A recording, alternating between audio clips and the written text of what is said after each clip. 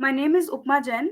I have secured All India Rank 76 in Indian Forest Examination 2021, and this was my second attempt into UPSC, in which I secured the rank.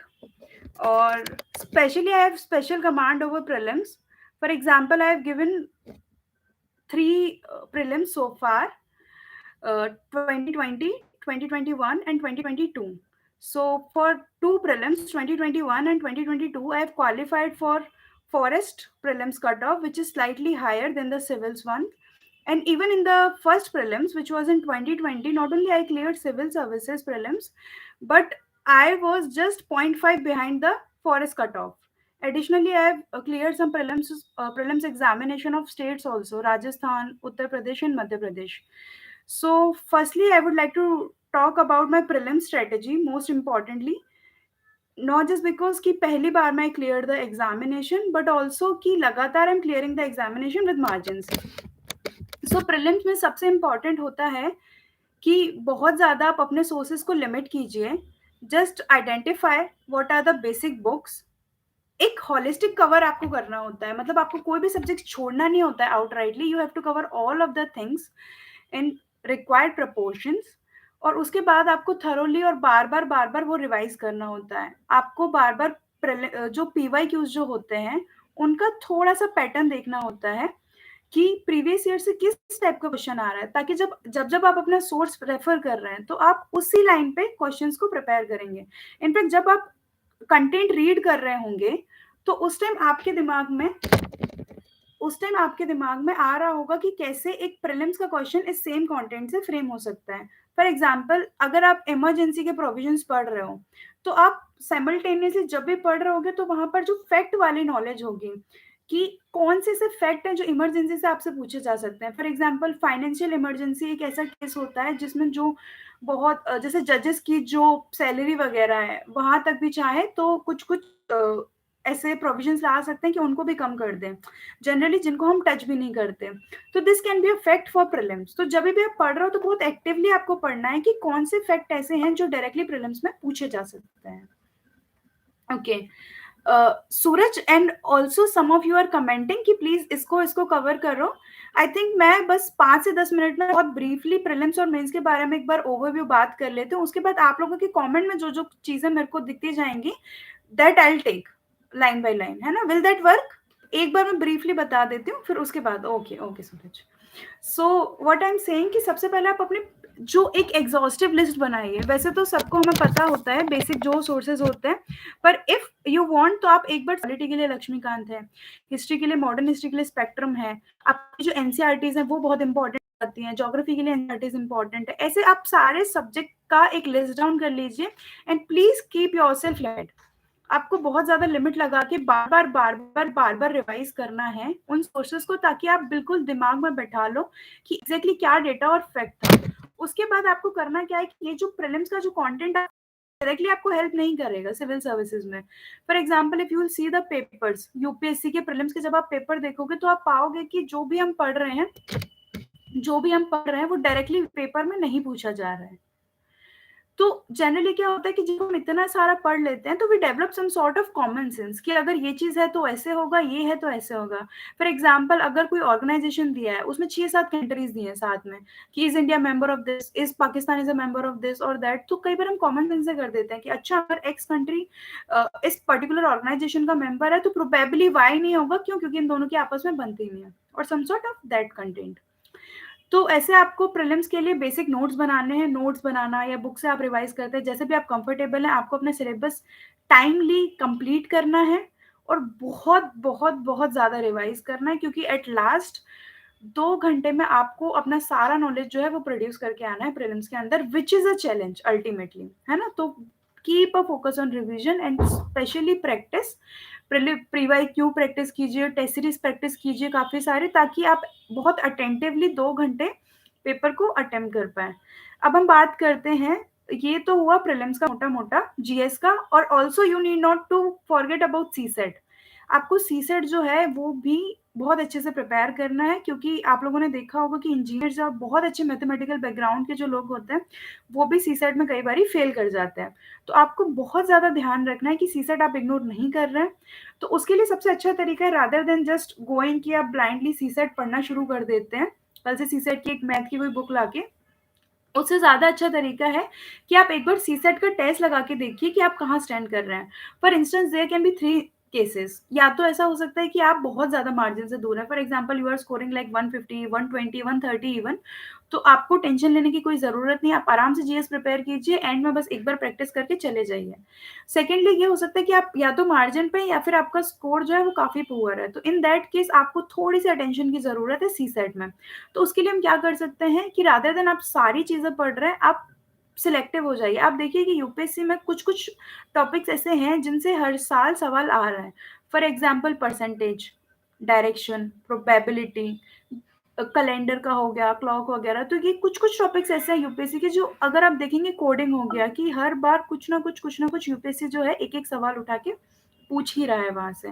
तो आप क्या कर सकते हैं कि ये जो लो हैंगिंग फ्रूट हैं, कि हर बार इनसे क्वेश्चन आ रहा है, इन सारे टॉपिक्स को आप प्रिपेयर कर लीजिए मैथ्स में और रीजनिंग में, और इनको बार-बार प्रैक्टिस कीजिए। And also you can do comprehensions. Comprehension जो है उनको आप बार-बार थोड़ा-सा, अगर आप कॉम्प्रिहेंशन को पहले तो ये दिमाग से निकाल दो कि इंग्लिश का टेस्ट होता है, ऐसा नहीं है। कॉम्प्रिहेंशन मीन्स कि कोई भी चीज़ दी गई है, आप कितनी जल्दी उसको समझ के उसको एक बहुत उसका क्रक्स समझ पा रहे हो, कि what is actually has been said और डिक्टेटेड टू यू, और उसका अंडरलाइंग मीनिंग क्या है। तो आप कॉम्प्रिहेंशन को जब आप सॉल्व करोगे ना, तो आपको पता चलेगा कि 1-2 ऐसे बहुत, जैसे कॉम्प्रिहेंशन में ऑल्सो ना there are kind of questions, हमको सारे एक से लगते हैं पर ऐसा होता नहीं है। एक इन्फ्रेंस वाले होते हैं कि लॉजिक क्या है, अकॉर्डिंग टू ऑथर क्या है, तो अगर आप थोड़ा-सा, हाय आयुषी, अगर आप थोड़ा-सा भी ध्यान दोगे, तो क्या होगा कि आपके जो कॉम्प्रिहेंशन्स हैं, वो अच्छे से हो जाएँगे। तो ऐसे करके आप क्या करो कि एक बार तो खुद को टेस्ट करके देखो, फिर सिलेक्टिव कर लो। What you need to do is कि जस्ट आइडेंटिफाई कि कौन से ऐसे क्वेश्चन्स हैं जो आप सही करते हो, उनको इनफ प्रैक्टिस कर लो ताकि फाइनल पेपर में गलत ना हो। जस्ट सेट अ मार्जिन कि 90 से 100 क्वेश्चन, मतलब 90, रफली आपको 40 के आस-पास क्वेश्चन भी सही नहीं करने होते हैं। मतलब 40 भी अगर आपका एवरेज सही जाता है, तो आप बहुत दूर हो, मतलब 3-4 नंबर का मार्जिन आपको वहाँ पे मिल जाता है। तो uh, this is mainly about prelims, GS और सीसेट। और अब बात करते हैं मेंस की। तो मेंस में there are 4 topics to cover, और उसके साथ-साथ आपका ऑप्शनल जो भी होता है वो। तो सबसे ज़्यादा आप याद रखना कि मेंस में optional is very important along with, okay, I'll take everyone's questions. Don't worry, just give me 5-10 minutes more so that I can tell everything from my end, है ना? वो फिर आपको हेल्प हो जाएगा ओवरऑल एक रफ प्लान के लिए, उसके बाद I take individual questions. Okay. तो जीएस में बेसिकली हमें total all and all 7 paper देने होते हैं। एक आपको ऐसे का पेपर देना होता है, 4 जीएस के पेपर्स होते हैं और 2 ऑप्शनल के होते हैं। तो सबसे ज़्यादा मेंस में जो इम्पोर्टेंट है वो है ऑप्शनल। मतलब optional is something you can not compromise on. Good evening Rajkamal. हाँ, तो ऑप्शनल इज़ समथिंग जो आपको कैसे भी कॉम्प्रोमाइज़ नहीं करना है। सबसे ज़्यादा आपको कोशिश ये करनी है कि ऑप्शनल एक ऐसा सब्जेक्ट है प्लस ऐसे। ऐसे में ऐसा होता है कि जनरली या तो लोगों के बहुत हाई मार्क्स आते हैं या people tend to score less. For instance मेरे ऐसे में काफ़ी अच्छे मार्क्स आते थे। I used to score 135 plus marks in essay. That too very simply I will tell you how. तो एक तो ऐसे और एक ऑप्शनल, और वी कैन ऑल्सो, जब आप मेंस के लिए पढ़ाई कर रहे हो तो मेक श्योर कि आप ज़्यादा अटेंशन जो है अपने ऑप्शनल ऐसे और एथिक्स को दे रहे हो, बिकॉज़ यहाँ पे जो डिफरेंस क्रिएट होगा वो बाकियों की जगह ज़्यादा होगा। अब तो ऐसे कैसे प्रिपेयर करना है? ऐसे जनरली आप कोशिश करो कि जो आपने जीएस में या जो आपने नॉर्मली अभी तक सीखा है, उसको कैसे आप यूज़ कर सकते हो। कोशिश करो, अगर आपको 2-4, 3-4, 5 कोड्स भी आते हैं तो it is more than required. Do not just bombard data, fact, बहुत सारा कोड और समथिंग। सिंपल अपने ऐसे को रखो, बहुत सिंपल सा, जो बेसिक चीज़ें हैं, डायमेंशंस खोलने की कोशिश करो और थोड़ा-सा लॉजिकली सोचो, एक आउट ऑफ द बॉक्स जाके कि कैसे इसको कनेक्ट कर सकते हैं। ध्रुव, डिपेंड करता है कि आपकी पर्सनल चॉइसेस क्या है। सबसे पहले आपको शॉर्टलिस्ट करना पड़ेगा ना ऑप्शनल क्या है, और थोड़ा-सा बी पेशेंट। एक बार जैसे हम इसको कवर करें, will come to the individual question, फिर we are free to discuss each and everyone, है ना? तो yes, I was talking about essay, तो ऐसे में बहुत ज़्यादा प्रिपेयर करने की आपको ज़रूरत नहीं है। जस्ट आप जो बेसिक अंडरस्टैंडिंग किसी भी टॉपिक के बारे में होती है, उसमें अपने फ्रेश आइडियाज़ लेके आइए कि आपको क्या लगता है उस टॉपिक के बारे में, और ज़्यादा डायमेंशन सोचिए कि क्या हो सकते हैं। उसके बाद हम आते हैं ऑप्शनल पे। तो ऑप्शनल में आपका पेपर 1, पेपर 2 होता है। कोशिश कीजिए कि प्रीलिम से पहले एटलीस्ट एक बार ऑप्शनल आप थरो हो और आंसर राइटिंग आपको आती हो। कोशिश कीजिए कि Archana, I will come to Hindi optional, just give me some time, है ना? तो कोशिश कीजिए कि जो आपका नॉलेज है उसको आप बार-बार यूज़ कर पा रहे हैं, है ना? जो आपने पढ़ा है, फॉर एग्ज़ाम्पल कोई छोटी-छोटी कोट अगर आपने पढ़ी है, जैसे बहुत सारे ऐसे-ऐसे होते हैं कि कुछ ऐसे है उसको फ़िल्म के डायलॉग से शुरू कर रहे हैं, है ना? कई बार ऐसे छोटे-छोटे जो मुहावरे हम लोग बचपन में पढ़ते हैं, उनको शुरू कर रहे हैं। तो वो कई बार ऐसा होता है कि बहुत ज़्यादा वैल्यू ऐड करते हैं, क्योंकि जनरली सब लोग वही लिख रहे होते हैं जो मैगज़ीन्स और स्टैंडर्ड सोर्स का होता है, और आप कुछ बहुत ही इंटरेस्टिंग बात लिख देते हैं। तो कोशिश कीजिए कीप योर ऐसे very fresh with new ideas, और बहुत ज़्यादा किताबी ज्ञान से दूर रखिए। बहुत सिंपल सी लैंग्वेज में भी आप लिखेंगे तो चलेगा। अब हम बात करते हैं जीएस 1, 2, 3 की। जीएस 1 में मेनली आता है हिस्ट्री और ज्योग्राफी और आपका सोसाइटी। इसमें हिस्ट्री और ज्योग्राफी ऐसा टॉपिक है कि अगर आपने प्रीलिम्स में हिस्ट्री और ज्योग्राफी अच्छे से किया होगा, तो आप आराम से मेंस का जो हिस्ट्री या ज्योग्राफी का आंसर है उसको लिख सकते हैं। फॉर सोसाइटी आप थोड़ा-थोड़ा आप एनसीईआरटी की सोसाइटी की जो बुक्स हैं उनको पढ़ सकते हैं। आप कई कोचिंग मटेरियल्स के जो नोट्स हैं उनको देख सकते हैं। वरना आप जो भी टॉपिक्स इंडियन सोसाइटी में दिए गए हैं, वुमेन एम्पावरमेंट, पॉपुलेशन और सारे टॉपिक्स, उनको जाके इंडिविजुअली सर्च कर सकते हैं कि क्या उनके बारे में लेटेस्ट स्टडी है, क्या चीज़ें चल रही हैं। देन वी कैन आराम से हम उनको स्टडी कर सकते हैं और फिर उनके शॉर्ट नोट्स बना लीजिए जो-जो आपको रेलेवेंट लग रहे हैं। हाँ, एक ही हम कर सकते हैं क्रैक बिना कोचिंग के, इवन मैंने भी बिना कोचिंग के ही किया है। बाकी हम बात करते हैं एक बार और, है ना? इसको कवर करने के बाद। जी। हाँ, तो पेपर 1 के लिए आपको बहुत ज़्यादा एक्स्ट्रा पढ़ने की नीड नहीं होगी।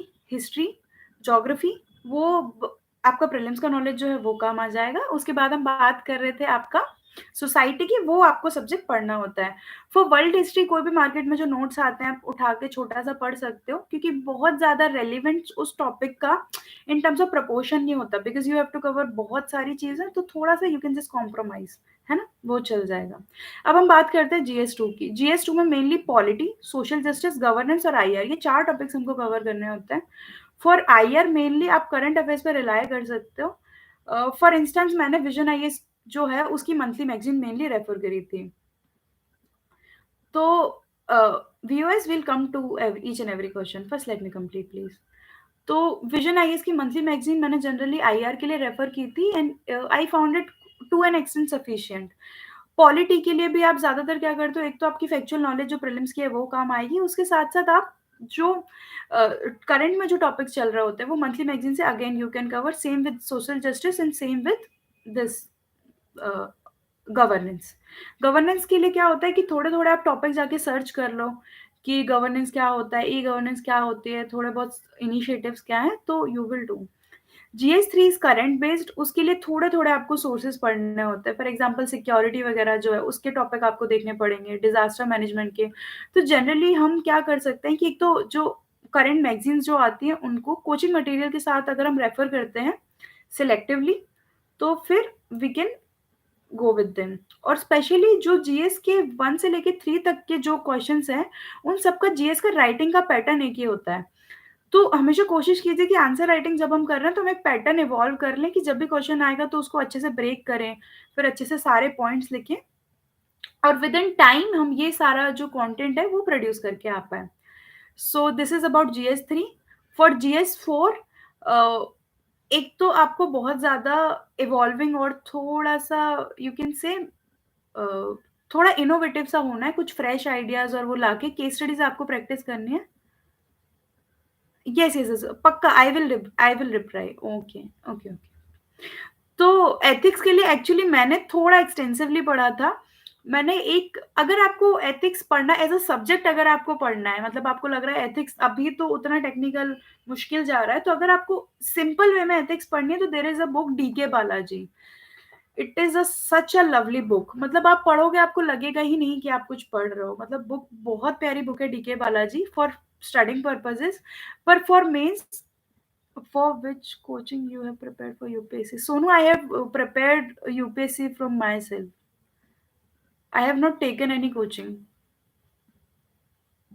I have mainly relied on myself. Rohit, will come to your question. We will come to your question. Nagina, I have talked about prelims mainly. Please, I will request कि आप जाके एक बार पुराना देखो, अगर कुछ स्पेसिफिक है तो will talk in the end, है ना? अच्छा सी है, आपकी आईडी में सोनू शो हो रहा था, ओके जी। तो हाँ, तो मैंने यूपीएससी जो है सेल्फ स्टडी से ही किया है, आई have not taken any coaching. मैंने टेस्ट सीरीज वगैरह दिए थे जब मेंस था। ओके, हाँ, मैंने टेस्ट सीरीज दिया था जब मेंस था, पर मैंने कोचिंग तो नहीं ली एज सच। ठीक है, तो हम क्या बात कर रहे थे? हाँ, अगर आपको एक नॉर्मल, एक सिंपल वे में अगर एथिक्स पढ़नी है, कि अगर कुछ समझ नहीं आ रहा और शुरू करने के लिए पढ़ना है, तो DK Balaji is a very good book. Please do refer that. और अगर आपको थोड़ा-सा एडवांस लेवल पर टेक्निकल पढ़नी है, तो there is this book by Mudit Jain, decode ethics by Mudit Jain. तो वो बहुत ज़्यादा प्रीलिम्स पीवाईक्यू जो है यूपीएससी के जो प्रीवियस ईयर के क्वेश्चन है एथिक्स के, उन पर बेस्ड है, तो it is one of the very good books to be referred. और केस स्टडी भी उसमें काफ़ी अच्छे से दिया है। एक सेकेंड, एक second, I will come to each and every question. Please be a little patient. Yes, तो एथिक्स के लिए, एथिक्स में सबसे इंपॉर्टेंट चीज़ होती है स्पीड। बिकॉज़ जहाँ बाकी पेपर्स में उतना ज़्यादा लिखना नहीं होता और टॉपिक भी बहुत ज़्यादा देखे हुए आते हैं, क्योंकि आपको हमेशा पता होता है कि रैंडम एग्रीकल्चर में क्या चल रहा है और किस चीज़ में क्या चल रहा है। एथिक्स में हमेशा क्वेश्चंस नए आते हैं और बहुत लेंदी आते हैं। अगर आप इस साल का पेपर देखोगे तो यू विल बी अमेज्ड कि 2 पेज में से आधे पेज का तो क्वेश्चन दिया है ना? तो उसको रीड करना और 7 मिनट में लिखना for 10 marker, it really becomes a challenge. तो मेक श्योर कि एथिक्स की आप सफिशिएंट प्रैक्टिस कर लो, है ना? It is very important. Answer writing कैसे करें? Okay, I will take everyone's doubt. Please just give me 2-3 more minutes, है ना? Okay, just 2-3 more minutes. Yes, तो ये हो गया आपका ऐसे GS1, GS2, GS3, GS4। अब आपकी बात होती है ऑप्शनल की, तो ऑप्शनल इज अगेन, मेरा ऑप्शनल हिंदी साहित्य था, है ना? और फॉर फॉरेस्ट सर्विसेज में ऑप्शनल फॉरेस्ट्री और जियोलॉजी था। तो I can tell everything with regard to that. तो अगर आप लोगों में से किसी का है तो we can talk on that. बाकी इन जनरल ऑप्शनल का, एज आई टोल्ड यू, कि आंसर राइटिंग बहुत ज़्यादा इंपॉर्टेंट होती है ऑप्शनल में, and optional is something you should really be thorough with. मतलब थोड़ा जितना अगर आपकी ऑप्शन पे कमांड अच्छी होगी, तो it would be easy for you कि आप अच्छे से स्कोर कर पाओ, क्योंकि फिर थोड़ा-सा टाइम का क्रंच आता है प्रीलिम्स जब हो जाता है और मेंस के एग्ज़ाम के बीच में। तो जितना ज़्यादा आप ऑप्शनल प्रैक्टिस कर चुके होते हो, तो वो आपको बहुत हेल्प करता है ना? आगे के लिए। तो this is actually I am almost done from my side. अब हम एक-एक करके आपके फटाफट डाउट लेके जाते हैं, है ना? तो आई विल जस्ट सी। एक सेकंड, अब मैं इंडिविजुअल सबके डाउट्स लेने वाली हूँ, तो आप लोग टाइप करते रहो। Shreya, good evening, good evening. Main strategy, Hitlesh, आपने मेंस के बारे में बात की थी, तो I think we are done with that, है ना? डेव स्ट्रेटजी, डेव तो मेनली डेव के जो कीवर्ड्स हैं वो आपको पढ़ने होते हैं, है ना? सूरज, यू हैव आस्क्ड कि GS3 को कैसे कवर करें। तो आई थिंक मैंने बता दिया है कि जनरली जैसे इकोनॉमिक्स है, तो उसके जो करंट में जो चल रहे हैं, तो आप जनरली जो एक कन्वीनिएंट होता है, वो मंथली मैगज़ीन्स को हम जो है बहुत कन्वीनिएंट मानते हैं। तो पर्सनली मैंने विजन आईएएस के मंथली मैगज़ीन्स रेफ़र किए थे, स्पेशली GS3 के लिए, B it security, B it economy. तो मैंने विजन आईएएस का करंट अफेयर का मटेरियल रेफ़र किया था। बाकी कोई भी एक होलिस्टिक मटेरियल कोई भी रेफ़र कर सकता है। ये बहुत स्टैंडर्ड होता है, तो I prefer that. Okay. Suraj has asked, ma'am, एक second. I am basically planning, so please advance guide me regarding because I am confused. देखो सिंपल है कि देखो कोई भी एग्जाम आप जब भी टारगेट कर रहे हो, इट्स वेरी फाइन। सब लोग शुरुआत करते ही हैं, और मैंने भी लाइक जैसा मैंने बताया कि पहली बार में मेरा भी प्रीलिम्स हो गया था, सेकंड में फाइनल सिलेक्शन हो गया मेरा। तो सिंपल आप अपना एक ब्रॉड टाइम टेबल बना लो जो भी है, कि आपको कैसे-कैसे पढ़ाई करनी है, सब्जेक्ट डिसाइड कर लो, सब्जेक्ट्स को समझ लो। और कुछ भी ऐसा होता है कि आपको कभी एक मोमेंट पे नहीं लगेगा कि कल मेरा एग्ज़ाम क्लियर हो जाएगा। आप इवेंचुअली पढ़ते रहोगे ना धीरे-धीरे, तो अपने आप हो जाएगा। जैसे आपके जो भी डाउट्स आ रहे हैं, जभी भी आपको मौका मिल रहा है, for example you are interacting with me today, कल को किसी और के साथ मौका मिला है आपको अपने डाउट्स पूछने का, आप क्या करो कि आप बस एक वो लिखते जाया करो कि what are your doubts, what are your progress, फिर आप आगे बढ़ जाओ, है ना? सिंपल। और कुछ स्पेसिफिक डाउट हो तो I can clear. Good Dhruv, optional choose, Dhruv आपने पूछा था ऑप्शनल क्या चूज करना चाहिए। तो सबसे पहले तो, क्योंकि ऑप्शन बहुत सारे होते हैं, तो आप सबसे पहला ऑप्शन तो होता है अपना बैकग्राउंड चूज करना। अगर आपका बैकग्राउंड जो है वो, फॉर एग्जांपल मेरा बैकग्राउंड फिजिक्स केमिस्ट्री मैथ्स में था, पर मुझे ऐसा था कि मुझे मैथ्स और साइंस का ऑप्शन नहीं लेना था, बिकॉज आई थॉट कि मुझे जीएस भी प्रिपेयर करना है, और अगर साइंस अच्छे से प्रिपेयर करने चलूंगी तो शायद मेरे पास इतना टाइम ना हो कि मैं दोनों सब्जेक्ट के साथ जस्टिस कर पाऊँ। तो फॉर मेरे मेरे केस में तो ऐसा था, तो फिर मैंने साइंस वाला तो नहीं लिया, आई नो दिस। और जीएस को भी मेरा एवरेज एवरेज इंटरेस्ट ही था, इट वाज नॉट कि मुझे बहुत ज़्यादा इंटरेस्ट था हिस्ट्री, पॉलिटी और ज्योग्राफी में। पर हिंदी ऐसा था जो मैं जब स्कूल में भी पढ़ती थी तो मुझे काफ़ी पसंद था, तो that eventually became an option for me. मैंने पढ़ के देखा, मेरे को समझ आया। तो आपको पहले तो शॉर्टलिस्ट करना पड़ेगा क्या-क्या है, अगर आपको अपना बैकग्राउंड लेना है या नहीं लेना है। फिर उसके बाद क्या है, फिर उसके बाद 2-3 पे अराइव कीजिए, उनको थोड़ा-सा पढ़ के देखिए। जैसे मैंने मटेरियल मँगा के देखा था हिंदी का कि मैं पढ़ पाऊँगी या नहीं। तो जब मैंने पढ़ा तो आई थॉट कि it is doable from my and, I can remember it और मुझे समझ भी आ रहा है। तो you can do that. Archana Kumari, आप पूछ रहे हो कि हिंदी ऑप्शनल के बारे में। अच्छा, I will be very honest, मैंने हिंदी के लिए जो वीडियो क्लासेस होते हैं विकास दिव्यकीर्ति सर के, वो किए थे हिंदी ऑप्शन के लिए, है ना? तो दे वर helpful.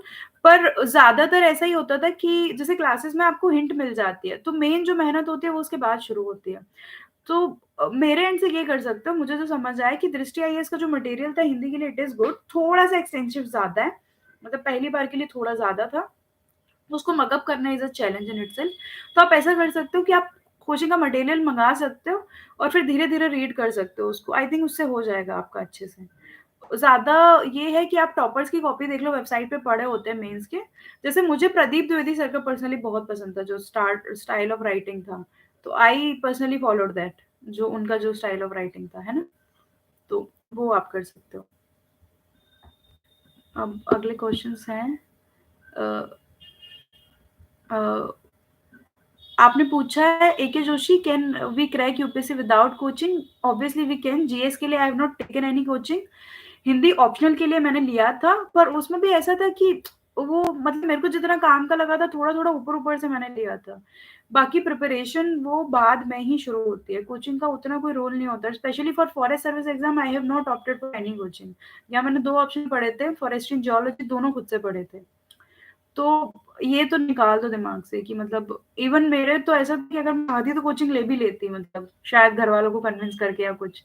I decided not to take coaching, क्योंकि इतना टाइम किसके पास है कि जाके शुरू से पढ़ो। तो इट इज़ एब्सोल्युटली फाइन, है ना? ज़्यादातर लोग बिना, मतलब जो सब्सक्रिप्शन भी लेते हैं वो भी उतना नहीं देखते।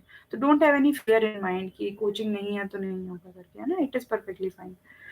VOS medium and it is worth preparing electrical engineering is optional given is lengthy syllabus। देखो सिलेबस तो सबका लेंथी होता है, मतलब सिर्फ सिलेबस लेंथी है ये सोच के ऑप्शन नहीं लेना इज अ रॉन्ग चॉइस।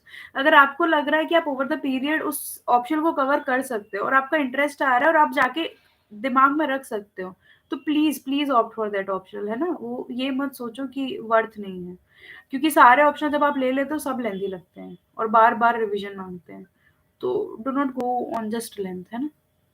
अगला है, okay viewers I have replied you. Ethics के बारे में Archana, I have talked. For which coaching you have prepared? I have not taken any coaching, as I told. पढ़ाई में मन ना लगे तो क्या करें? यार देखो सिंपल है, पढ़ाई में मन का तो ऐसा है कि फाइंड द रीजन कि आपको क्यों पढ़ना है, क्यों आईएएस बनना है ना? क्योंकि ऑफिसर बनने के बाद बहुत सारी रिस्पॉन्सिबिलिटी आने वाली है आपके पास। मतलब एक ऑफिसर ये नहीं बोल सकता ना आज मेरा काम करने का मन नहीं है, मैं नहीं जाऊंगा ऑफिस। आप जब ड्यूटी पे होगे, आप पुलिस ऑफिसर बनोगे, आप ड्यूटी पे होगे, आपके शहर में कोई दंगा हो रहा है, इलेक्शंस हो रहे हैं, तो you can not make any excuse ना कि आज मेरा मन नहीं है, आज नहीं करूँगा। तो ये सोचो बस कि जो एग्ज़ाम आप प्रिपेयर कर रहे हो, उसके बाद कितनी रिस्पॉन्सिबिलिटी आपके ऊपर आने वाली है ना? आप कितने सारे लोगों के लिए मोटिवेशन बनोगे, आपके ऊपर कितनी सारी ड्यूटीज़ आने वाली हैं। तो अब हमें जब इतना सारा काम करना है, तो हम पढ़ाई जितना छोटा-सा काम नहीं कर सकते क्या? तो just have enough of motivation with you, है ना? तो हो जाएगा। जस्ट फाइंड द मोटिवेशन ना, आगे तो फिर और मेहनत करनी है हमें। मतलब ऐसा बिल्कुल नहीं होता है कि सिलेक्शन के बाद चीज़ें ईज़ी होती हैं। ट्रस्ट मी, वहाँ से मुश्किल होना शुरू होती हैं और ज़्यादा रिस्पॉन्सिबिलिटीज़ आती हैं और ज़्यादा टाइम क्रंच होता है। पर क्योंकि इट इज़ योर चॉइस, तो फिर करना है अच्छे से, है ना? मैम प्री के लिए बताएँ, आई think I have talked enough. Ma'am minimum कितने क्वेश्चन सॉल्व करने होंगे प्रीलिम्स के लिए, सेफर साइड में रहने के लिए? विजय लुक, एक चीज़ मैं बताती हूँ आपको कि जैसे-जैसे यूपीएससी का हर साल एग्ज़ामिनेशन आता जा रहा है प्रीलिम्स का स्पेशली, तो उसमें क्या होता जा रहा है कि बहुत ज़्यादा अनप्रेडिक्टेबल आंसर, मतलब अनप्रेडिक्टेबिलिटी आती जा रही है। फॉर इंस्टेंस जो यूपीएससी में आंसर कीज़ जो होती हैं, अगर आप अलग-अलग कोचिंग्स की देखोगे, विजन की, वाजीराम की, इनसाइट आईएएस की और भी जो सारी टॉपर्स की, कुछ भी जो मार्केट में अवेलेबल है, तो आप देखोगे कि उनके जो आंसर्स हैं उनमें प्रेडिक्शंस हैं। तो इसका मतलब ये है कि यूपीएससी में एक्यूरेसी पे तो हम नहीं खेल सकते, क्योंकि जब हम सारे सोर्सेस लगा के आंसर पे अराइव नहीं कर पा रहे, तो we can not be sure कि हमने जो ऑप्शन वहाँ एग्जाम हॉल में मार्क किया है वो बहुत ज़्यादा सही होगा। तो आई बिलीव, जैसे I used to attempt in range of hundreds, जैसे मैं 97, 98, 96, मैं पहले अटेम्प्ट में 87, सेकंड में 95 और इस बार 97 अटेम्प्ट किए थे। So generally I prepare for more, जैसा मैंने बताया कि मेरे फिर मार्क्स भी ज़्यादा आते हैं, पर फिर भी सेफर साइड में रहने के लिए आई बिलीव एटलीस्ट 80-90 के रेंज में आपको करना पड़ेगा, बिकॉज़ वी आर अज्यूमिंग कि एटलीस्ट 95 तो कट ऑफ है ना? क्योंकि हो सकता है 87 हो, 88 हो, पर थोड़ा-सा सेफर साइड में रहने के लिए हम आगे वेट नहीं कर सकते ना। जब आप प्रीलिम्स देके आओ, यू कैन बी श्योर कि मेरा एग्ज़ाम क्लियर हो रहा है, so that you can prepare अच्छे से मेंस का। तो एटलीस्ट 8, मतलब 80 to 90 is a safer range we can say. 80 के आस-पास कुछ भी चलेगा, 80, 81, 82 और 90 के आस-पास कुछ भी चलेगा। 79 तक भी चल जाएगा, 78 तक भी चल जाएगा, पर प्लीज़ ऐसा मत कीजिए कि आप फाइनल में 60 या 70 क्वेश्चन करके आ रहे हैं। मतलब वो फिर मतलब very difficult in general for everyone कि हम यूपीएससी के पेपर को इतना एक्यूरेटली अटेम्प्ट करके आएँ उस दिए हुए टाइम में, बहुत मुश्किल होता है क्योंकि क्वेश्चंस पढ़े हुए नहीं होते हैं। है ना? सो विजय के बाद निधि का क्वेश्चन है, मेंस आंसर राइटिंग के बारे में बताइए, कुछ समझ नहीं आ रहा। क्या लिखें, कैसे शुरू करें? विजय सबसे अच्छा सॉरी आपका नाम क्या था? निधि, राइट। निधि, आपको एक चीज़ बताती हूँ कि सबसे अच्छा तरीका होता है कि जो आपने पढ़ा है एटलीस्ट उसकी प्रैक्टिस कर लो, है ना? क्योंकि शुरुआत में इट इज़ वेरी डिफिकल्ट कि हम सारा पढ़ लें, नया भी पढ़ना होता है, आंसर राइटिंग भी करनी होती है। तो एटलीस्ट आप जो पढ़ते जा रहे हो ना, उनके ऊपर टॉपिक्स के ऊपर आंसर लिखते रहो। तो जैसे-जैसे आप थोड़ा-थोड़ा लिखोगे ना, जैसे for instance I have started answer writing with my optional which is Hindi साहित्य। तो जैसे अगर आप जो भी ऑप्शनल है या जो भी, जैसे फॉर एग्जांपल जीएस 3 आप पढ़ रहे हो, जीएस 1 आप पढ़ रहे हो, हिस्ट्री आपने पढ़ी है, तो जो सब्जेक्ट आप पढ़ते जा रहे हो, उसके क्वेश्चंस उठाओ टेस्ट सीरीज़ के या कहीं के भी, फिर आप आंसर लिखना शुरू कर दो। है ना? सबसे अच्छा तरीका क्या हो सकता है, अगर आपके पास ग्रुप है, तो ग्रुप में आप आंसर राइटिंग कर लो। एक स्टैंडर्ड तरीका होता है कि आप कोई भी टेस्ट सीरीज़ उठा लो, उस टेस्ट सीरीज़ का क्वेश्चन लो, उसका आंसर लिखो, फिर मॉडल आंसर से मैच कर लो। है ना? This is one of the best method to evaluate. मतलब हर चीज़ में कोचिंग और किसी की गाइडेंस की ज़रूरत नहीं है। आप बस देखो, मॉडल आंसर में चेक करो कितना रेलेवेंट जा रहे हो आप, है ना? That will help. अगला है मिनिमम जीएस में कितने questions, this I have told.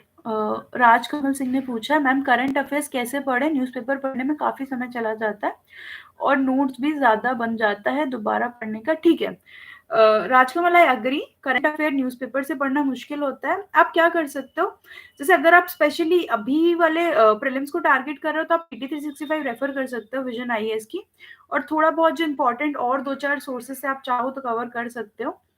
बाकी आप ये कर सकते हो कि 1-2 स्टैंडर्ड सोर्स पकड़ लो, जैसे फॉर एग्जांपल विजन आईएएस का करंट पकड़ लो या फिर किसी शून्य का करंट पकड़ लो, या जो भी एक कोई भी अपनी मर्ज़ी से ले लो और एक कोई टेस्ट पकड़ लो। एटलीस्ट 2 सोर्सेज़ तो आई वुड सजेस्ट कि आप ले सकते हो करंट अफेयर के, ताकि एक होलिस्टिक कवर हो जाए। और न्यूज़पेपर को आप ऐसे कर सकते हो, न्यूज़पेपर को आप पढ़ते जाओ, जो बहुत काम का लग रहा है उसका नोट्स बना लो। इट इज़ नॉट नेसेसरी कि सारा ही बनाओ आप, क्योंकि मुश्किल होता है। I agree. तो बस ऐसा करते जाओ कि पढ़ना चालू रखो और जो सिंपल टॉपिक्स हैं उनके नोट्स बनाते जाओ। उससे होगा क्या कि जब आप करंट अफेयर के लिए मैगज़ीन पढ़ोगे ना, तो वो पढ़ना बहुत मतलब ईज़ी जाएगा आपको। तो that will be helpful for you, है ना? और क्योंकि आप सोर्स एक ही रखोगे, कोई मैगज़ीन या कुछ भी, तो वो आपके लिए रिवाइज़ करना भी ईज़ी पड़ेगा। मिनिमम कितने question? Okay, Archana, I have told you. Okay. अरे 1 सेकंड, क्या हुआ? Mains answer writing. Okay. Manish आपने पूछा है कि आंसर राइटिंग कैसे करें? आई थिंक मैंने बता दिया है ना, जो पढ़ते जा रहे हो उसकी एटलीस्ट करते जाओ। Miss my English language so many spelling mistake, how to remove this problem? Manish होता है कई बार कुछ-कुछ जो स्पेलिंग मिस्टेक्स की प्रॉब्लम होती है। अगर देखो आपका मीडियम हिंदी है, फिर तो आपको बिल्कुल भी टेंशन लेने की ज़रूरत है ही नहीं, है ना? क्योंकि बस आपका एक इंग्लिश लैंग्वेज का पेपर होगा, जो आप आसानी से क्लियर कर दोगे। पर अगर आपका पेपर का मीडियम इंग्लिश है, तो ठीक है, मतलब आप थोड़ा-सा और चीज़ों पे काम कर लो, कंटेंट वाले फ्रंट पे, आंसर राइटिंग वाले फ्रंट पे, और धीरे-धीरे कोशिश करो कि कहाँ स्पेलिंग मिस्टेक हो रही है, धीरे-धीरे प्रॉब्लम सॉल्व हो जाएगी। मतलब बहुत सारे लोग हिंदी साहित्य में लेने के बाद भी हिंदी गलत लिख देते हैं, पर चल जाता है। धीरे-धीरे, धीरे-धीरे कम हो जाता है। तो आप धीरे-धीरे काम करोगे ना, बस कोशिश करो कि ये चीज़ आपके दिमाग में है कि आपसे गलती होती है, तो आप जाके उसको ठीक कर लो।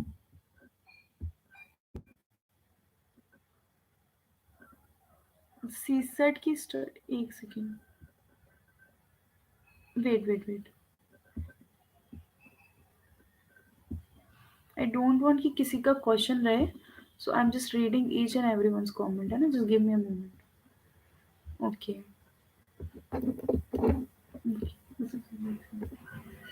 Current affairs I have told already. Manish,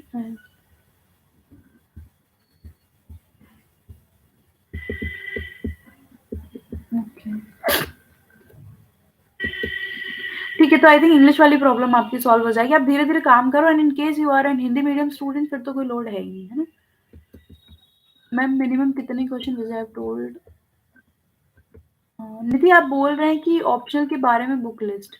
तो हिंदी साहित्य के लिए मैंने जो जनरली मैं बताती हूँ, जैसे एक ब्रॉड में तो मैंने दृष्टि आईएएस का मटेरियल रेफर किया था, उसके साथ जो आपकी पेपर 2 में जो बुक्स होती हैं, जो ओरिजिनल टेक्स्ट जो होते हैं, दिव्या, गोदान, और जो भी आपके सिलेबस में मेंशन है, उनकी ओरिजिनल बुक्स आपको पढ़नी होती हैं, मतलब एटलीस्ट 2 से 3 बार, सो दैट जब गद्य वहाँ से आता है तो आपको पता चलता है ना? तो एक बार आप सिलेबस निकालना, उसमें एक्चुअली लिस्ट दी है, मतलब अंटिल अदर ऑप्शनल्स हिंदी में एक्चुअली लिस्ट भी दी है कि आपको ये पढ़ना है, तो वो आपको पढ़ना पड़ेगा एक बार।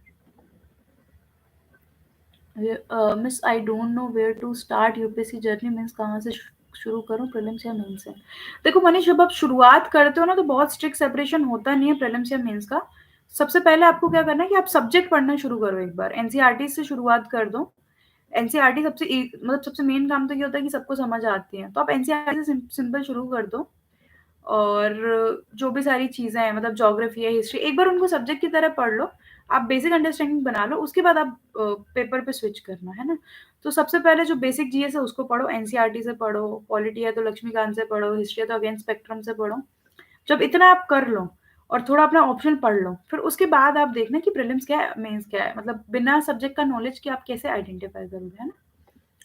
Which books should be prefer after completing NCERT? Shreya, you can switch to standard book. अगर आपकी बुक, अगर आप सब्जेक्ट स्पेसिफिक बोलोगे, तो सबसे ज़्यादा जो मैं बार-बार नाम ले रही हूँ कि 2 स्टैंडर्ड बुक तो होती हैं, एक स्पेक्ट्रम, एक लक्ष्मीकांत। उसके बाद अगर एनवायरनमेंट है तो शंकर आईएएस रेफर कर सकते हो आप।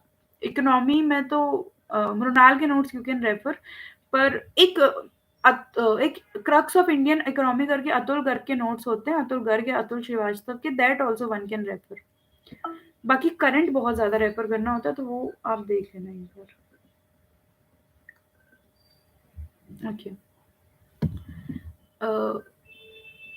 ओके, ज्योति निकेशन। मैम करंट अफेयर्स प्री का कैसे पढ़ें, न्यूज़पेपर पढ़, हाँ, आई have told this. Sonu, I after school should I go with coaching और सेल्फ स्टडी फॉर यूपीएससी? आप सेल्फ स्टडी करके शुरू कर सकते हो, स्कूल के बाद तो आप कॉलेज जाओगे, तो start with self study. NCERT एक बार अच्छे से पढ़ो, थोड़े से सब्जेक्ट समझने की कोशिश करो, फिर होगा, है ना? ओके, वेलकम सूरज। अर्चना कुमारी, नोट मेकिंग कैसे करें?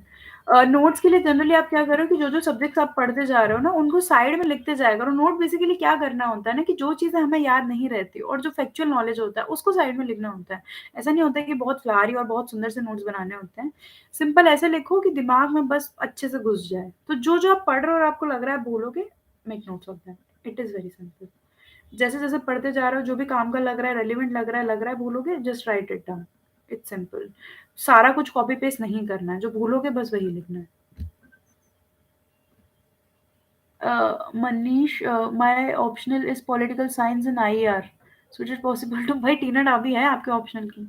Everyone clears with like सारे ऑप्शन में मार्क्स आते हैं और सारी ही चीजें मतलब हर ऑप्शन का इंसान क्लियर कर रहा है. हर साल टॉपर चेंज होता है तो यस यू कैन. मेरा बैकग्राउंड संस्कृत है मैम. तो Avinash I don't get your question. मतलब संस्कृत है तो क्या आपको लिटरेचर लेना है संस्कृत का? मतलब आपका क्वेश्चन क्या है? ज्योतिष स्टडी में मन कैसे लगाएं? अरे मतलब मोटिवेशन ढूँढो यार, क्या है आपके लिए? क्यों पढ़ना चाहते हो वो आइडेंटिफ़ाई करो। यही सोचो फिर आगे अगर पढ़ाई नहीं करोगे तो मतलब एक जनरल जो ट्रेंड होता है कि फिर कुछ अच्छा कर लोगे तो you will have power and freedom to do things. और स्पेशली अगर सिविल सर्विसेज़ की आप बात करो तो बहुत कुछ कर सकते हो आप अपनी सोसाइटी के लिए, अपने लोगों के लिए। तो which is a decent motivation to work hard. Dhruv आप बोल रहे हो मेरा कॉमर्स बैकग्राउंड था। अच्छा, आपने ऑप्शन के रिगार्डिंग बात की थी। तो आप एक बार कंसिडर कर सकते हो कॉमर्स एंड अकाउंटेंसी लेने का ना। एक बार उसका सिलेबस देखना। तो सबसे पहले तो ये आइडेंटिफाई करो कि क्या आप कॉमर्स एंड अकाउंटेंसी ले रहे हो, है ना? उसका सब्जेक्ट देखो, उसके पीवाईक्यूज देखो। अगर नहीं तो फिर क्या ऑप्शंस हैं। तो जनरली ऐसा होता है कि जो जीएस के जो टॉपिक्स होते हैं, पीएसआईआर, सोशियोलॉजी, एंथ्रोपोलॉजी, ये सारे एक ऑप्शन में होता है। तो do check what is your area of interest. Manisha Devi ma'am, current कैसे करें हिंदी मीडियम? देखो मनीषा, सारे जो सोर्सेज है ना वो जनरली अवेलेबल है हिंदी मीडियम के लिए भी। जैसे मैंने बताया था कि मैंने विजन की मैगजीन काफ़ी रेफर करी थी, तो आप वो कर सकते हो। उसके अलावा भी जैसे हम न्यूज़पेपर तो बहुत ज़्यादा रेलिवेंट होता नहीं है हिंदी का ऑनेस्टली, पर जो भी आई थिंक जो भी वेबसाइट वगैरह करंट अफेयर निकालते हैं वो हिंदी की भी एक कॉपी निकालते ही हैं। तो आई थिंक आप कर सकते हो वहाँ से। बाकी vision is one of the standard source that you can rely on, है ना? Where are you posted ma'am? Are you satisfied with IFS job? जी जी, अच्छा हर्ष नाम है आपका। मैं अभी तो मेरी ट्रेनिंग हो रही है Indira Gandhi national forest academy में। जी, मैं जस्ट सेटिस्फाइड हूँ अपनी जॉब से। Thank you for this question. अगला है मैम, मटेरियल को लिमिट कैसे करें?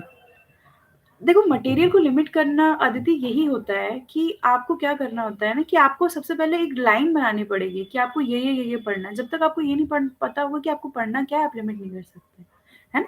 तो सबसे पहले अपनी सोर्स लिस्ट बनाओ। सोर्स लिस्ट के बाद सबसे अच्छा तरीका होता है कि सारे सब्जेक्ट का एक-एक, 2-2 सोर्स अच्छे से पढ़ लो। जो ज़्यादा इम्पोर्टेंट है उनके 2 पढ़ लो, जो नॉर्मल है उनके 1 पढ़ लो। फिर जैसे हो गया फिर सोच लो कि अब इसके बाहर नहीं पढ़ना है ना? क्योंकि याद रखना एट लास्ट इज़ इम्पोर्टेंट।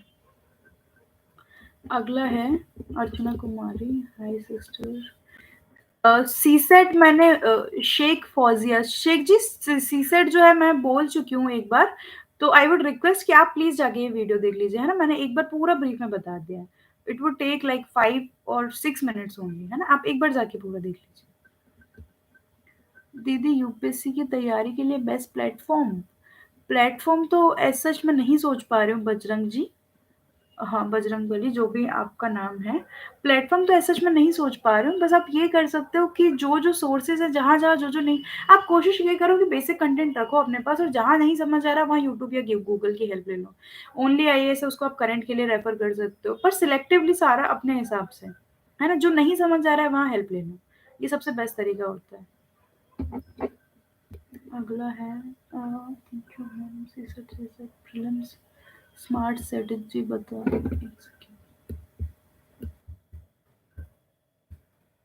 बाप रे! आई थॉट कम है क्वेश्चंस, बहुत सारे हैं, ऐड ही होते जा रहे हैं। अ, सीसेट की दीदी जीएस अच्छा नहीं लगता। बेटा नहीं लगता तो क्या करें? थोड़ा तो पढ़ना पड़ेगा ना अपन को। एक सेकंड शायद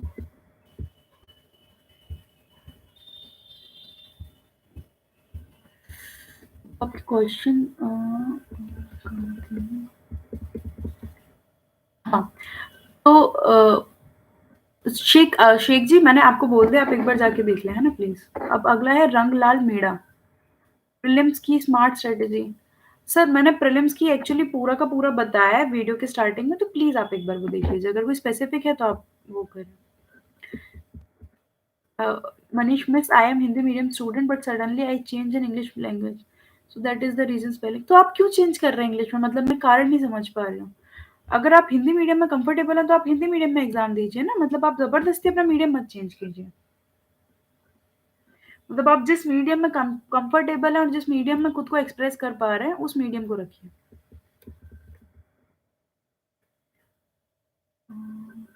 गेस कैसे करें? स्मार्ट गेस तो देखो ऐसा होता है कि जैसे मैंने बताया ना कि जब आप प्रैक्टिस करते हो ना तो आप कॉमन सेंस की तरफ जाते हो कि अच्छा ये है तो ऐसे होगा, ऐसे। Sister ji prelim smart strategy guess कैसे कर रही हैं? सीसेट की strategy USA daily how is your life? It's wonderful, thank you. Set की strategy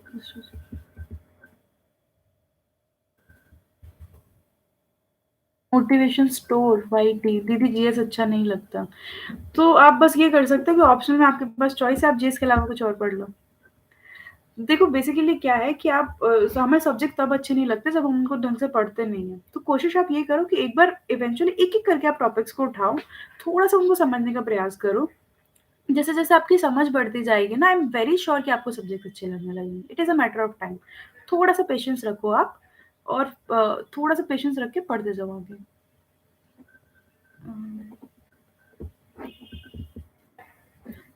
We know everything and we have everything, just lack of motivation to study, fed up with the postponements.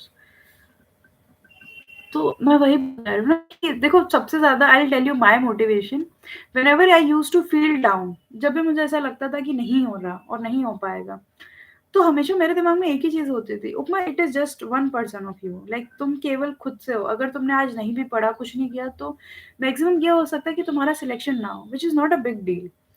पर कल को तुम्हें IAS बनना है, IPS बनना है, IFS बनना है, आईआरएस बनना है, किसी सर्विस में जाना है ना?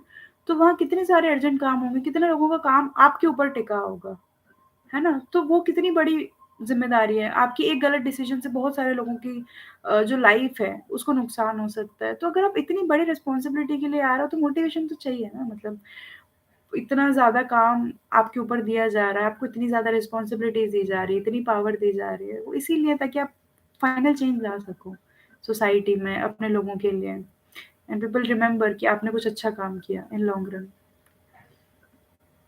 CSAT I have told you, मैं टेक इंग्लिश मीडियम और मेरे बचपन paper in English, minimum resource, limited resource, maximum revision, yes. दीदी यूपीएससी में आती है, I don't get your question. दीदी पॉलिटी समझ नहीं आती, कैसे कुछ अच्छे तरीके से समझें? आप एनसीईआरटी से शुरुआत कर दो। आप मतलब अगर पॉलिटी थोड़ी भी मुश्किल लग रही है तो एक बार एनसीईआरटी पढ़ के देखो। धीरे-धीरे जब आपको एनसीईआरटी समझ आने लगेगी, तो आई एम वेरी श्योर कि आपको समझ आ जाएगा पॉलिटी, है ना? How to prepare for environment science and technology for break. Environment के लिए आप स्पेशली शंकर आईएएस वाली बुक पढ़ सकते हो, इट इज एग्जॉस्टिव। फिर आप क्या कर सकते हो, अगर आप थोड़ा सा और स्विच करना चाहते हो तो पीएमएफ आईएएस करके एक वेबसाइट है, तो उसको और रेफर कर सकते हो, है ना? उसमें कुछ कुछ कंटेंट अच्छा दिया है। Science and technology current affair के दो तीन सोर्सेज उठा के कर सकते हो। जनरली मैं ऐसा करती थी कि करंट अफेयर को मेन सोर्स रखती थी, फिर जो नहीं समझ आता था उसकी जाके वीडियोस देख लेती थी। तो this is something. Volcano ma'am personality test के लिए कुछ गाइड कर दीजिए, आपका इंटरव्यू कैसा हुआ था? आप कितने आवर स्टडी करते हो? पर्सनालिटी टेस्ट एक बार प्रीलिम्स और मेंस तो क्लियर करो यार, अच्छा हुआ था मेरा इंटरव्यू। मैम आप कितने आवर स्टडी करती थी?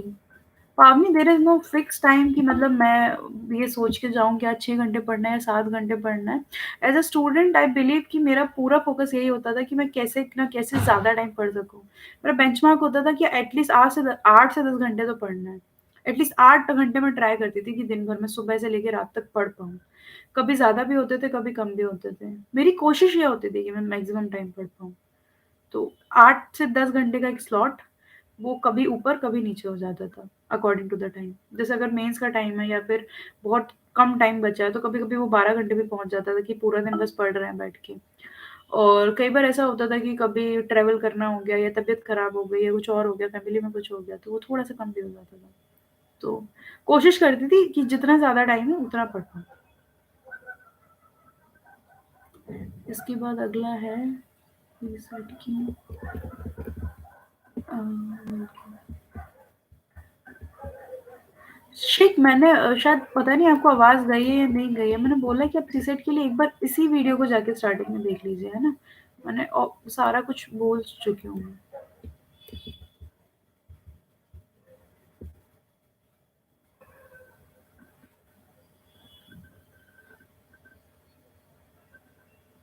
ठीक है, I will tell you about interview, सब लोग उसी की बात कर रहे हैं। तो इंटरव्यू में मेनली देखो, इंटरव्यू में क्या होता है, आपको अभी नहीं पता होगा शायद उसके बारे में, जब आप प्रीलिम्स और मेन, स्पेशली जब आपका मेंस हो जाता है, तो एक डिटेल्ड एप्लीकेशन फॉर्म जिसको हम डैप बोलते हैं, वो यूपीएससी रिलीज करता है।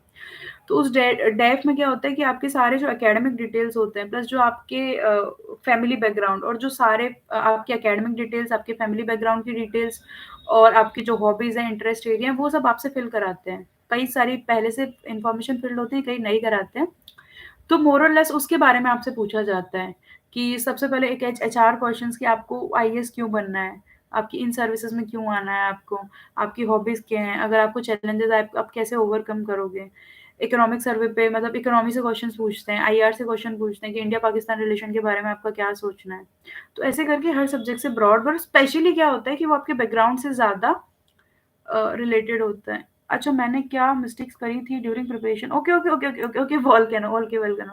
Stop erupting, stop erupting. आप सही में इरप्ट होते हो। 1 सेकंड,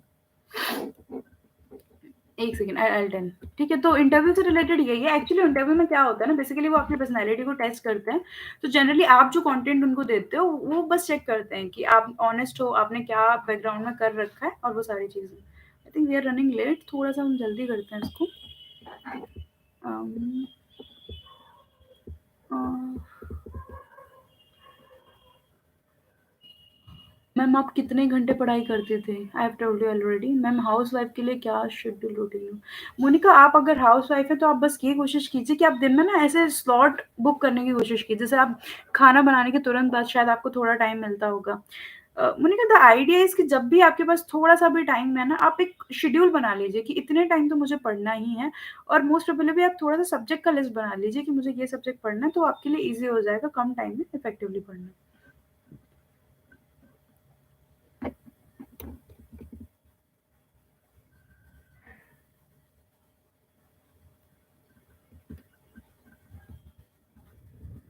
ठीक है, मैं ड्यूरिंग माई प्रिपरेशन क्या गलती थी मैं बता दूँ। मुझे जो पर्सनली लगा था, मेरी जर्नी में तो मुझे बहुत ज़्यादा नहीं लगा था, क्योंकि अगर पहले टाइम में बात करो तो प्रीलिम्स मैंने बहुत मार्जिन से क्लियर किया था।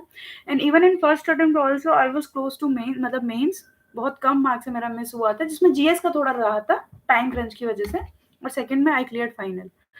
तो मेरे साथ जनरली ऐसा था, थोड़ा-सा मुझे ऐसा लगा था कि हेल्थ का इश्यू मुझे हो गया था, क्योंकि मैं पढ़ाई पे ज़्यादा ध्यान देती थी फर्स्ट अटेम्प्ट में और हेल्थ थोड़ी-सी कॉम्प्रोमाइज़ कर देती थी। तो मुझे लगता है लॉन्ग रन में वो उतना सस्टेनेबल नहीं होता।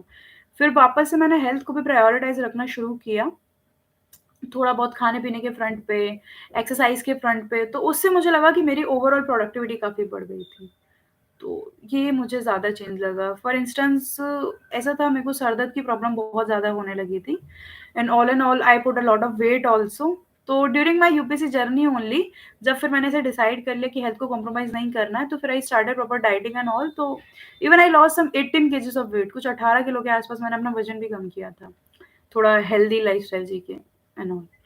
तो ये मुझे ज़्यादा मेजर मिस्टेक लगी थी कि थोड़ा-सा ऐसा था कि बहुत आइसोलेशन में चली गई थी। तो शायद तक से फिर मेरे को लगता है कि रिटेनिंग पावर उतनी नहीं बचती। तो ज़्यादा आप खुद पे भी ध्यान देते हो, हेल्थ के टर्म में अगर कॉम्प्रोमाइज़ ना करो तो प्रोडक्टिविटी परत बढ़ जाती है। मैम आप कितने घंटे, मैंने बता दिया। All the best, thank you. कौन-सा मिस्टेक किया था आपने? Sumit, I done it with self study है ना, तो यू कैन आल्सो। हाँ, I don't think there is a matter of open और ओपन से ग्रेजुएशन का आई डोंट थिंक कोई सीन होता है। है ना? यूपीएससी की वेबसाइट में तो कहीं ऐसा मेंशन नहीं है, तो आई डोंट थिंक कोई प्रॉब्लम होगी।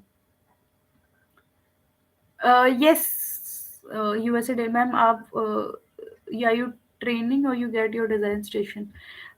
Since I'm selected this year only, तो अभी तो I'm training, after that I'll get my desired station. I'm posted in Gujarat.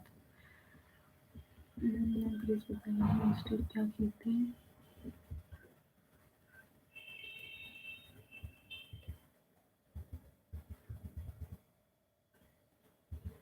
Job person तैयारी कैसे करें? 1 सेकंड। मैं बीए ओपन से मनीष, आई हैव रिप्लाइड है ना? और Thakur of UP ma'am, UPSC में फॉर्म अगर फिल करते हो तो अटेम्प्ट काउंट किया जाएगा? नहीं, नहीं, नहीं, नहीं ठाकुर, यूपीएससी में फॉर्म फिल करने पे अटेम्प्ट काउंट नहीं होता है, नहीं होता है। जब तक आप जाके एग्ज़ाम नहीं देते हो, आपका अटेम्प्ट काउंट नहीं होता है। तो it is advisable to fill the form at least. Job person कैसे तैयारी करें? देखो आप कोई भी हो, जॉब पर्सन हो, हाउसवाइफ हो, तैयारी का मतलब ये होता है कि आपको पढ़ाई करनी है किसी भी चीज़ की। तो एक एक टाइम स्लॉट बना लो कि इस टाइम स्लॉट जो है वो मेरा फ्री होता है, तो इस टाइम तो पक्के से मुझे पढ़ना है ना? It is important. अब वो आप जॉब में हो, हाउसवाइफ हो, कुछ भी हो। आई होप आप समझ रहे हो, मतलब ऐसे कोई एक तरीका नहीं होता कि आप जॉब में हो तो जॉब के साथ पढ़ो या कुछ करो। सिंपल ये होता है कि हमें, मतलब एक स्टूडेंट को भी क्या करना होता है ना, डेली पढ़ना होता है। तो सेम इज़ विद यू, जब भी आपके पास टाइम है, आप एक शेड्यूल बनाएँ टाइम के लिए, अपने सब्जेक्ट्स आइडेंटिफ़ाई करें कि आपको क्या-क्या पढ़ना है। देयर आर मेनी एग्ज़ाम्पल्स जो जॉब के साथ करते हैं, है ना? तो it is doable, have that believe. Ma'am UPSC में फॉर्म, ये मैंने बता दिया, यूपीएससी फॉर्म बता दिया। दीदी पॉलिटी समझ नहीं आती, जिससे समझ जाए। एनसीईआरटी से शुरुआत करो आप, है ना please. IFS means GS approach. यार वो जो जनरल पढ़ा होता है ना ओवरऑल प्रीलिम्स वगैरह में, वो काम आ जाता है। ज़्यादा है तो करंट अफेयर्स वगैरह पढ़ लो।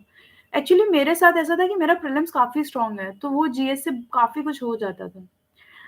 अलग से जीएस पढ़ने का बहुत रेलेवेंस नहीं होता है, जो आप ओवरऑल जो जीएस पढ़ते हो ना, वो काम आता है, और बाकी करंट से updation is must. Ma'am Gujarati में प्री दे सकते हैं? देखो आई don't think that should be an option, क्योंकि यूपीएससी का जो प्रीलिम्स होता है वो हिंदी और इंग्लिश में छपा हुआ होता है। तो as far as my knowledge is concerned, I think Hindi और इंग्लिश ही दो मीडियम होते हैं। और Gujarati literature can be an option, है ना? जो जैसे हिंदी साहित्य होता है, कन्नड़ साहित्य होता है, वैसे गुजराती साहित्य होना चाहिए, इफ आई एम राइट।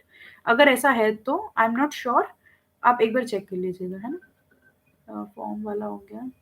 अच्छा मोनिका, आप ट्यूशन भी पढ़ाती हैं? ओके, काफ़ी मुश्किल है फिर आपके लिए। मोनिका आप बस ये कर सकते हो कि थोड़ा-सा, अगर आप कहीं से टाइम, अगर ट्यूशन का टाइम आप थोड़ा कॉम्प्रोमाइज़ कर सको, या घर पे थोड़ा हेल्प ले लो आप अपने घर घर में जो भी रिलेटिव हैं जिनके साथ आप रह रहे हो। मतलब अगर आप 3 घंटे के आस-पास भी डेली निकालोगे ना, तो देयर आर मतलब फेयर चांस कि आप कर लोगे 3 से 4 घंटे भी, अगर आप डेडिकेटेड पढ़ते हो तो। ठाकुर ऑफ यूपीएटी मैम, यूपीएससी फॉर्म, ये मैंने बता दिया सर। न्यूज़पेपर कैसे रीड करें? न्यूज़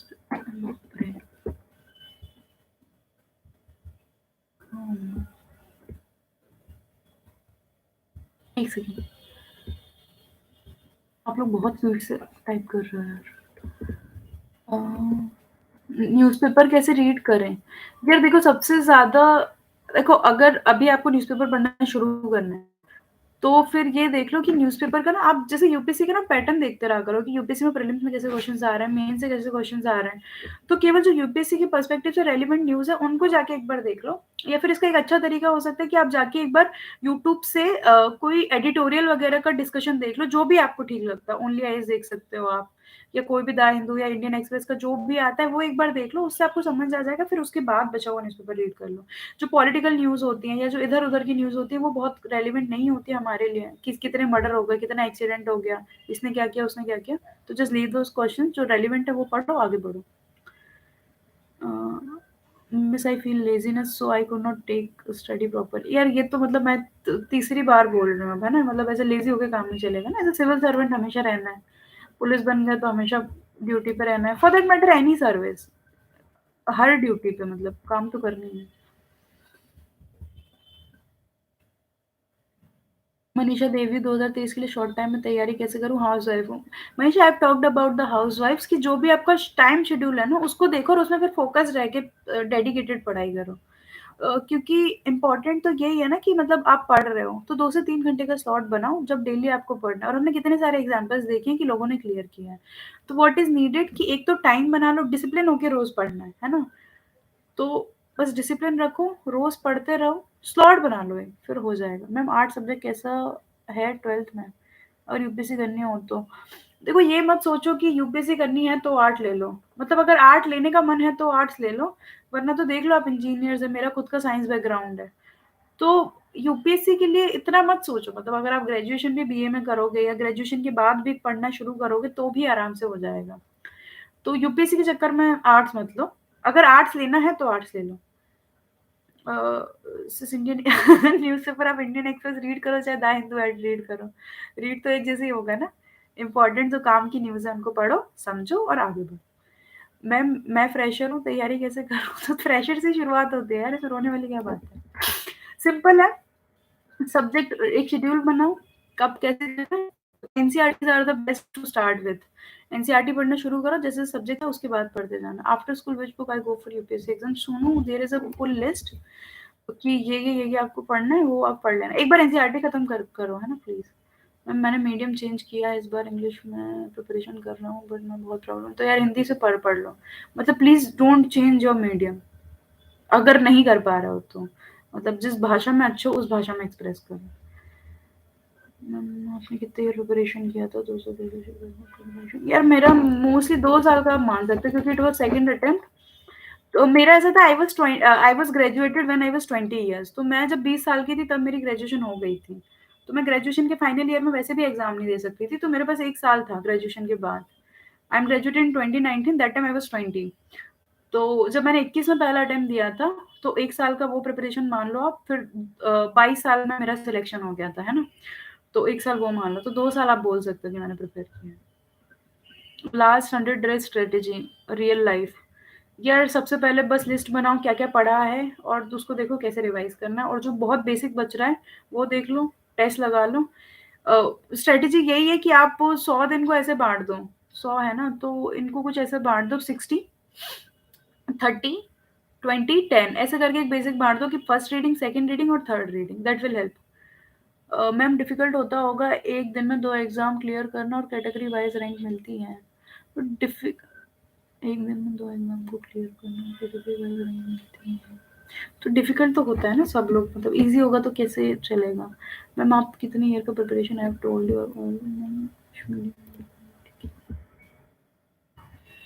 यार आप लोग प्लीज़ एक ही बार टाइप किया करो, it is very difficult otherwise to read. Moti, I've already talked about answer writing. Please check.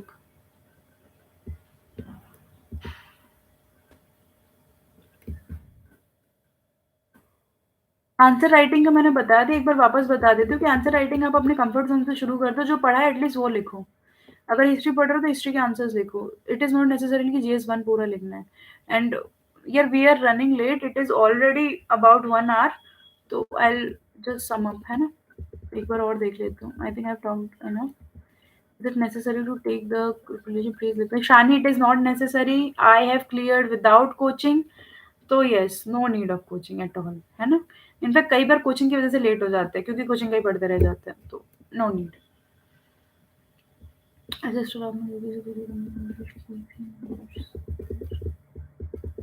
Please be patient थोड़ा सा।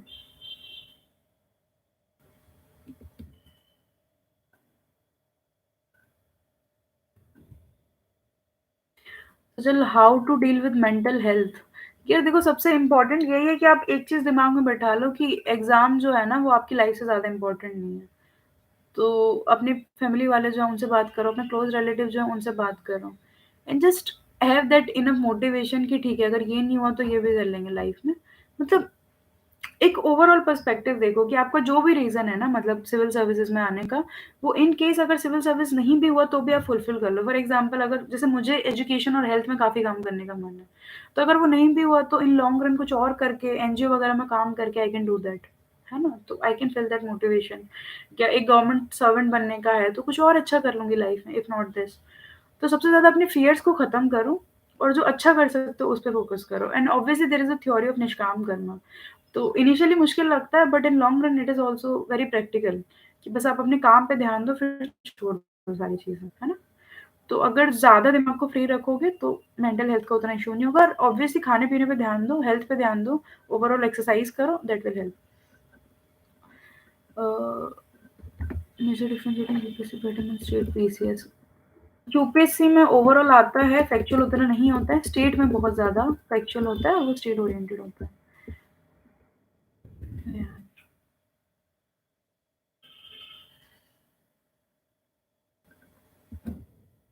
क्वालिटी 10 बार पढ़ ली फिर भी पीवाई क्यों गलत हो रहा है, तो ठीक से पढ़ो यार।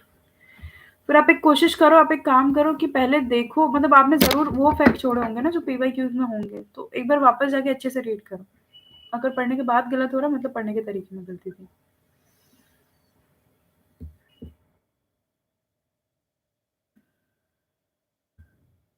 I'm regularly make a video of IFS officer life just once every 6 months. We'll see.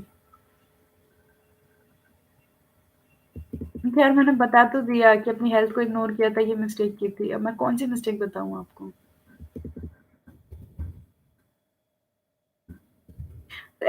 Anyone who is asking कि how to start preparation, I am again saying please एक बार सोर्सेज़ लिमिट कर लो, सोर्सेज़ डिफाइन कर लो, उसके बाद आप अपना जो मतलब एक बार सोर्सेज़ को लिमिट करके एनसीईआरटी से पढ़ना शुरू कर दो, which is the easiest way to start please. है ना? BA first year, how is life in training ma'am? It is very nice. बहुत सारे लोगों से आपका इंटरेक्शन होता है, बहुत नई-नई चीज़ें जा मिलती हैं आपको सीखने के लिए। बहुत अलग-अलग सर्विसेज़ के साथ अटैचमेंट्स होते हैं, तो यस, बहुत सारा सिखाने की कोशिश करते हैं आपको। They really want to make you a good civil servant. A,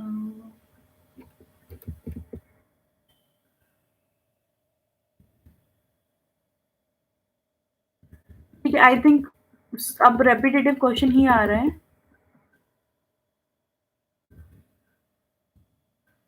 prelims के लिए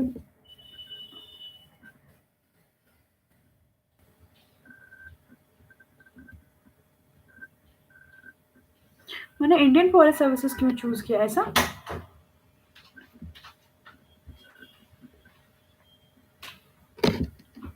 हेलो? आई थिंक मैं फटाफट एक बार बुक लिस्ट बता देती हूँ। I think we are done with all the questions. तो ओके, तो बुक ठीक है, आप लोग फटाफट नोट कर लीजिए, मैं बहुत क्विकली बताऊँगी। For ancient and medieval I refer this old NCERT and I supplemented them with new NCERTs also. थोड़ा बहुत मैंने ल्यूसेंट का भी पढ़ा था, जो-जो मेरे को फैक्चुअल काम का लगा था वो। और आर्ट एंड कल्चर के लिए Nitin Singhania plus fine art की एनसीईआरटी और अगेन एनसीईआरटीज़ जो नॉर्मल थी वो। मतलब एनसीईआरटी तो मैंने रेफर करी है, हिस्ट्री के लिए, पॉलिटी के लिए, ज्योग्राफी के लिए। उसके बाद जो-जो स्टैंडर्ड्स बुक में रेपिटेटिवली नाम ले रही हूँ, पॉलिटी के लिए लक्ष्मीकांत, मॉडर्न हिस्ट्री के लिए spectrum, Shankar IAS for environment और this for economy I have referred crux of Indian economy करके अतुल श्रीवास्तव का। उसके अलावा भी इकोनॉमी के लिए I have like done research, जो मुझे समझ नहीं आता था वो यूट्यूब वगैरह की वीडियो से समझ लो। So this is mainly basic NCERT and okay, I think I should end this video now, है ना? It's already too late. Cool. USA it is not too late any time, है ना? चलो, okay. I think now I should done हो गया ना? I think I have replied each and every one of you. Cool. ठीक है, फिर I hope हम एंड करते हैं सेशन को। आई होप आपको सीखने को मिला होगा थोड़ा भी कुछ। और ऑल द वेरी बेस्ट जो प्रिपेयर कर रहे हैं सबको। ठीक है, आई होप आप सब एग्ज़ाम क्लियर करें और बहुत सारे मोटिवेशन के साथ पढ़ते रहो, है ना? सबको पढ़ना मुश्किल लगता है, सबको पढ़ना बोरिंग लगता है, पर एट लास्ट जो सबसे लास्ट तक करेगा वो बना पाएगा ना? सबसे सीक्रेट वही होता है, कंसिस्टेंटली मेहनत करते रहो। ठीक है? चलो। रिवीजन स्ट्रैटेजी यही है कि ज़्यादा फोकस रिवीजन पे करो। You can divide your day into 2-3 parts also, कि शुरू सुबह कुछ नया पढ़ रहे हो, शाम को रिवाइज़ करो, ऐसा कुछ करके यू कैन स्टार्ट। ठीक है। Firstly, you have to read all the chapters, है ना? Now, I think I should end this video. Thank you everyone. और है ना, all the very best. I hope I have replied at least the what is possible from my side. ठीक है, okay. हाँ, eventually सही हो जाएगा, है ना? Okay, okay, bye bye. Okay, all the very best to everyone.